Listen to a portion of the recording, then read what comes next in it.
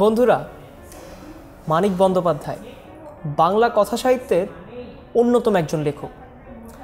তো যেহেতু তিনি বাংলা সাহিত্যের অন্যতম একজন লেখক, তার রচিত গ্রন্থের সংখ্যা কত গেস করো তো?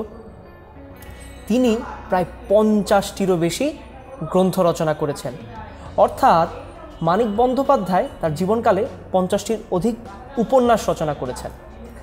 এবং তার উল্লেখযোগ্য যে উপন্যাসগুলো, তার মধ্যে কয়েকটি আমরা ইতোমধ্যেই দেখেছি। পুতুল নাচের ইতিকথা, পদ্মা নদীর মাঝি।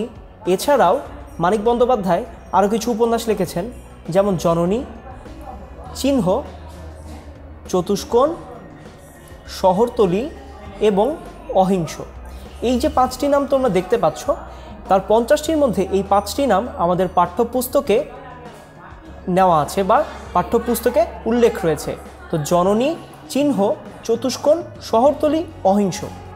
কখনো যদি আমাদের প্রশ্ন আসে যে মানিক বন্দ্যোপাধ্যায়ের লেখা উল্লেখযোগ্য গ্রন্থগুলো কী কী, তাহলে অবশ্যই আমরা অ্যান্সার করতে পারবো। এবং এই মহান লেখক মৃত্যুবরণ করেন 1956 সালে। 1956 সালের 3রা ডিসেম্বর তিনি মৃত্যুবরণ করেছিলেন এই বাংলাদেশে।